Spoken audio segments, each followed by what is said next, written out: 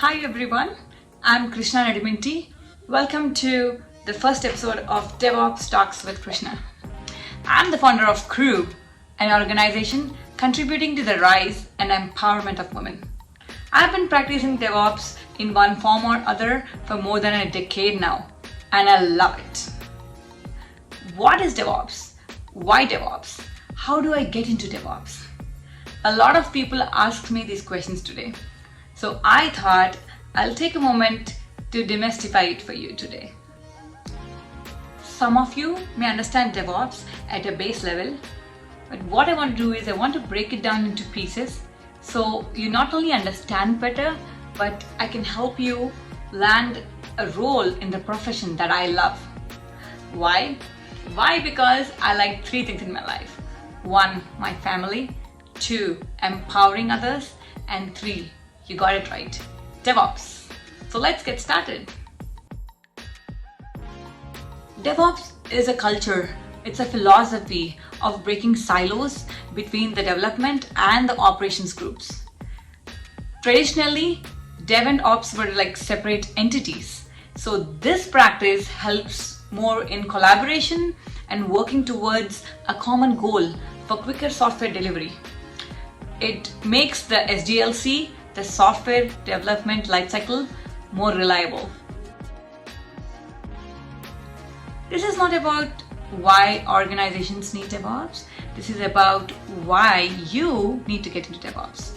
As more and more enterprises have adopted DevOps today, there is a huge amount of demand for DevOps roles. And you get to play with automation every day, and you get to learn cloud technologies, and you get paid well. Surveys show DevOps roles are one of the highest paid ones over the years. And one thing I have observed is even as a SDIT or a software engineer, having fundamental knowledge of DevOps is so crucial today to bring unique value.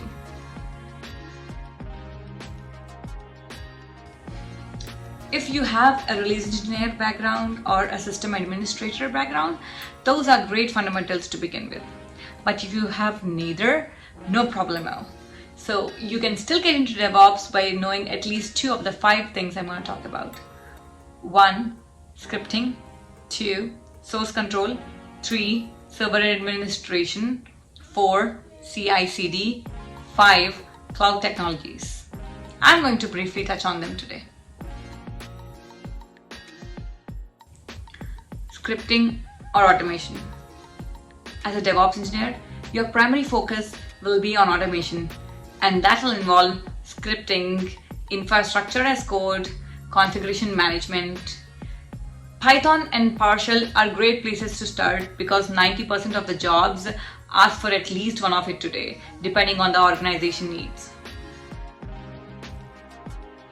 There are multiple source control tools like Git, CVS that help keep source control organized, track changes, versioned, then that helps allow multiple developers to work together.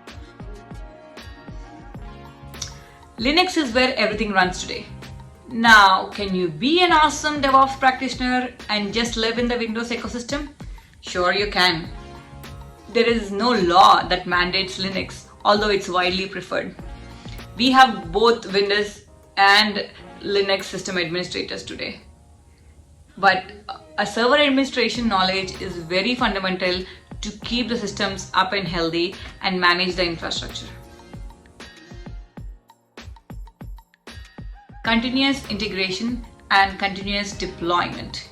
Automating the software delivery process is one of the important aspects of DevOps. Starting from checking out the source code, building, testing, and deploying, every task needs to be automated.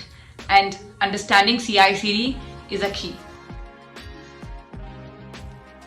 It is impossible to become a seasoned DevOps professional without understanding how a public cloud works. A DevOps engineer needs to understand the public cloud providers and their applications. Cloud computing is an important skill to learn today, as most enterprises and all sized companies run their workloads in cloud. In future episodes, I'm going to dive into each one of these more in depth so you can have more concrete understanding of their importance and can get great at it. If you like the content, please like, share and subscribe so we can reach wider audience. I'm going to leave you with one of my favorite DevOps quotes. DevOps is not a goal, it's a journey. Join me in my next episode of DevOps Talks with Krishna. Thanks for watching.